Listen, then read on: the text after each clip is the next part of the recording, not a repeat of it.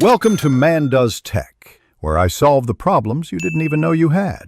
You begin by verifying prerequisites. Make sure both your iPhone and target device share the same Wi-Fi network and that the AirPlay receiver is awake and ready. Once done, unlock your iPhone, open Control Center, and tap screen mirroring. You should see the receiver listed. If you don't, toggle Wi-Fi off and on, then try again. These steps force the devices to rediscover each other, which resolves most immediate connection mismatches before deeper fixes. Now you address the network and software layers that commonly block AirPlay. Update your iPhone to the latest iOS and install any firmware updates on the receiver. Compatibility issues often cause failures. Next, check your router.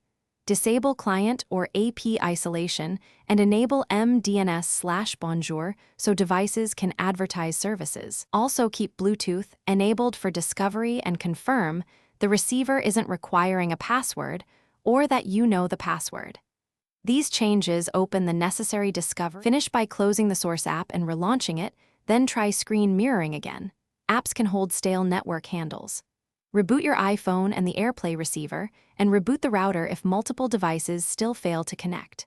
If problems persist, perform one key troubleshooting action. Reset your iPhone's network settings to clear corrupt Wi-Fi/DHCP caches. This removes saved networks but often restores reliable AirPlay. After that, reconnect.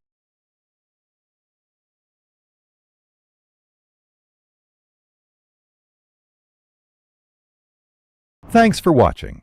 If you found this helpful, don't forget to like and subscribe.